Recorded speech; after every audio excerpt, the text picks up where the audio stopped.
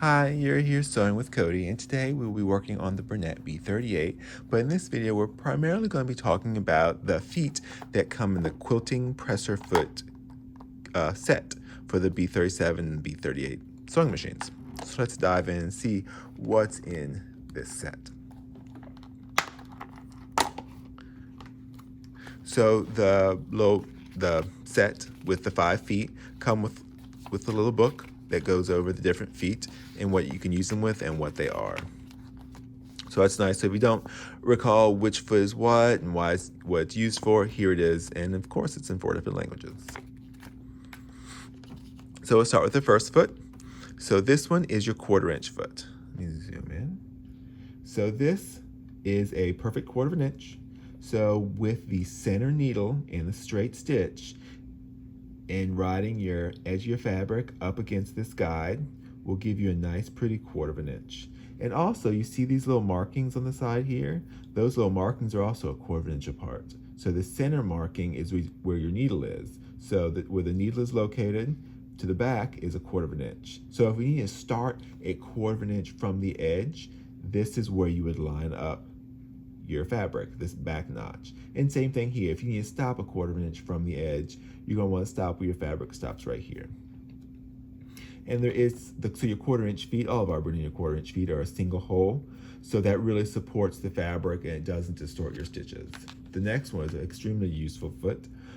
This is foot S, but this is the edge stitch foot or edge joining foot. So this one's wonderful. So if you are doing some top stitching and you want to move your needle over to the left or over to the right and ride the edge or ride the seam of your fabric along or inside, you would use this guide here. So you can easily, so if this is our fabric, we can easily ride the edge of our fabric on the inside of this guide and move our needle position all the way over to the left, or you can ride this seam in, or I'm sorry, this guide in your seam and do some nice decorative stitching. This is a wonderful, wonderful foot. With our bernette machines, that is our most popular foot. It's foot number 10. So our next foot, foot H, is just a straight stitch foot. So if you're just doing regular straight stitching, this is a wonderful foot to use because it does just have a single hole. So it's going to give your fabric a lot of support. So it's not going to move or get pushed up or down. It just give you a much prettier stitch. So foot H is your straight stitch. Here is your Freemotion foot. So this is one of the Freemotion feet that are available. This is foot P. So it's spring loaded. So it easily hops over fabric thicknesses or bulky seams without a problem. And this attaches similar to like the walking foot, which I will show you how the walking foot attaches. But this is the foot that you use to do some Freemotion quilting. And then this one of your most useful feet, this is your walking foot. So this foot you can use not just for quilting, but so if you're using or sewing with anything that stretches or velvet or flannel or fleece especially, this is a wonderful foot. So what this does, it gives you an extra set of feed dogs, but it gives it to you on top. So you have your feed dogs built into the bottom, but this gives your feed dogs on top of your fabric. So if you're sewing multiple layers like in quilting, it helps pull all of that fabric evenly so it doesn't have it stretch or have the bottom layer pull more quickly than the top layer. Then you end up with more fabric on the top or wrinkles on the bottom or tucks on the bottom.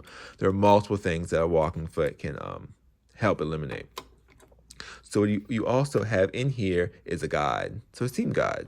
So this actually attaches in the back of your walking foot. So if you're trying to do like grid quilting, like diamond quilting, where you want quilting to be 1.5 inches, 2 inches apart, you can attach this guide, and you would then need to measure from your center needle position to the center of this guide, and then you can adjust it just by moving it over.